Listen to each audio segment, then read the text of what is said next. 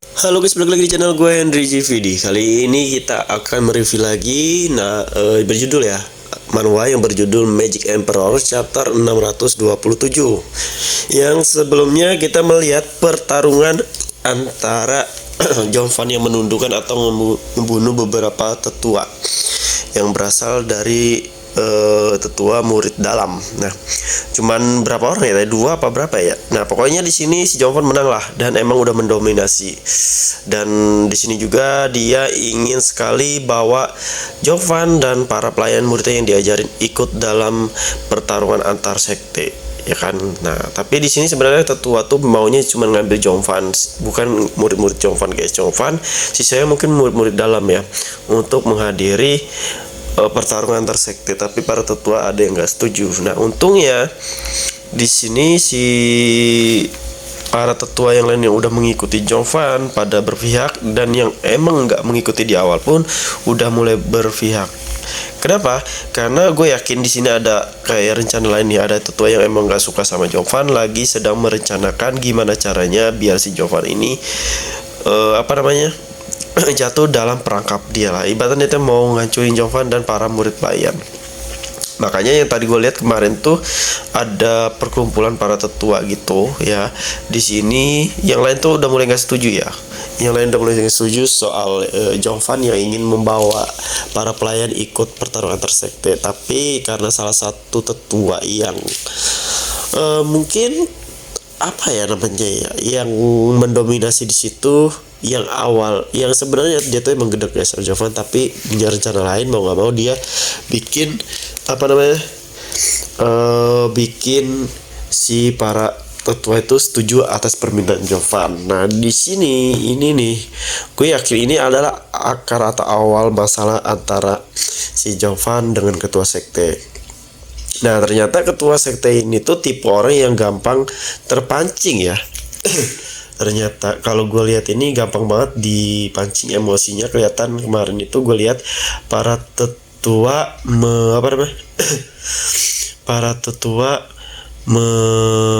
bukan para tetua sih, satu tetua itu datang menghampiri si ketua sekte itu. Nah, nggak lama kok ngomongnya, tapi di sini ketua sekte kayak mengejek, kayak ngasih tahu kalau dia itu yang jadi ketua sekte saat ini bisa aja diambil alih sama Jonvan, jadi harus hati-hati. Nah, di sini ketua sektenya pun agak marah nih, yang nggak terima gitu.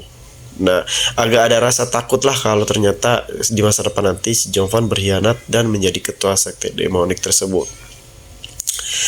Makanya gue yakin di sini mungkin di sisi lain si ketua sekte sudah merencanakan sesuatu, membuat rencana untuk gimana caranya ngebunuh si Jonvan, tapi nggak dalam keadaan saat ini, mungkin nanti dia kepengen ngebunuh Jonvan biar nggak ngianatin dia lah ya. Tapi gue nggak tahu apakah Jonvan udah tahu, tapi kayaknya udah tahu sih ya, karena kan di awal emang si Jonvan tuh nggak percaya sama ketua sekte. Dan setelah itu murid-murid Jonvan ini kayaknya bakalan, gue yakin sih bakalan ke atas, maksudnya bakalan ikut nih ya. Yang kuat-kuatnya aja yang dibawa, kayak yang cewek. Terus yang satu lagi muridnya itu tuh yang emang lagi dia cuma kuat doang tapi nggak ada menempa ilmu jiwanya atau daunnya. Nah, di sini dia disuruh Jonvan tuh untuk berarti sama kakek tua yang ada di pelayan. Yang awalnya sih nggak mau ya, yang awalnya sih dia selalu sombong banget, kayak ini udah kakek tua di pelayan, ngapa gue harus belajar nih sama mereka. Nah, gue yakin di sini si badan hitam ini, si Black ini, yang rambut merah ini, si Black ini dia sebenarnya ini bakalan menjadi lebih kuat ketika udah dapat pencerahan dari si tetua High Friendable ini nih. Ya, ketua itu kan yang High Friendable lah, sebenarnya emang menyimpan kekuatan. Nah, diajarin tuh sama dia ya, sedang diajarin. Nah, kemungkinan ini bakalan berarti tentang Dao sama si kakek tua itu, yang nantinya berguna pas melawan para kandidat-kandidat yang ada di seluruh sekte. Disebutnya gathering apa gitu ya, pokoknya pertemuan gitu sih. Mungkin ini pertemuan antara para pemimpin sekte atau sekte ya, ketua sekte. Siapa nih yang paling hebat, murid-muridnya yang udah diajarin sama mereka. kekuatannya udah seperti apa nih sekarang. Wah, bakal seru nih. Kayak kedepannya kita bakal ngeliat konflik juga antara ketua sekte sama Jovan, dan Jovan yang sedang menyiapkan beberapa strategi karena dia udah tahu nggak mungkin bisa setenang ini. Dan dia juga harus hati-hati karena lawannya itu makin waspada, lawannya juga makin kuat-kuat ke depannya. Ya meskipun si Jovan sekarang udah dapat teknik baru, kekuatan baru yang bisa melawan para tetua, tapi belum tentu si ngelawan siapa tuh ketua sekte itu bakalan menang ya. Makanya nih si Jovan lagi berlatih juga, kalau gue lihat lagi sedang menyempurnakan kekuatannya atau jiwa naganya ya. Udah sempurna tapi belum, karena kan dia baru, belum terbiasa untuk membuat kekuatannya ini maksimal ya, karena baru berapa hari ini dia baru bisa mencapai ranah berapa gitu, gue juga lupa sih. Bakalan seru pokoknya, bakalan seru lawan-lawannya ya kan. Apalagi di sini si Jovan juga muridnya udah makin tambah, kayaknya di sekte Demo ini bakal berubah di sistem yang harusnya ada tingkatan sama Jovan menjadi tingkatannya itu enggak ada, yang ibaratnya lu kuat ya lu tingkatan itu sendiri, ngerti kan maksud gua. Harusnya kekuatan itu pelayan, murid luar murid dalam. Nah sekarang dicampur sama Jovan, gimana nggak gede tuh para tetua yang udah dia bikin dari bertahun-tahun, berpuluh-puluh tahun bahkan ya kan. Ini dihancurkan oleh Jovan dalam waktu berhari-hari aja, nggak butuh lama ya. Yang nantinya si Jovan ini ya emang nggak akan pernah ngurusin sekte demonik sih. Gue sih nggak yakin siapa yang jadi ketua sekte selanjutnya. Tapi kalau untuk Jovan kayak nggak deh. Dia bukannya nggak bisa ya. Kalau ditanya bisa. Waktu ngelawan kekaisaran jadi kaisar juga dia sebenarnya bisa. Tapi kenapa pasti dia belum mau?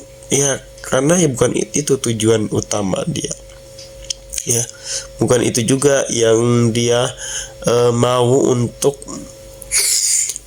tempat akhirnya gitu, tempat singgahnya. Dia ini kan juga lagi mencari musuh-musuh dia yang dulu sebelum reinkarnasi. Dia juga tetap masih belajar untuk mencapai ranah yang lebih tinggi. Yang nggak tahu sih, kalau biasanya kan kalau film-film manhwa ini kan bercerita tuh banyak banget ya, beratus-ratus. Ini aja udah hampir 200-an ya.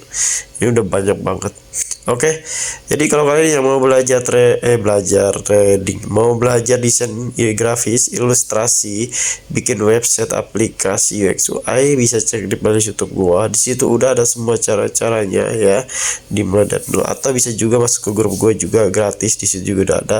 Dan kalau kalian ada kayak pertanyaan atau ya seenggaknya requestan lah ya, bikinin ini itu ya bagusan yang ini, silakan DM gue, kasih tahu gue atau klik link di video ini.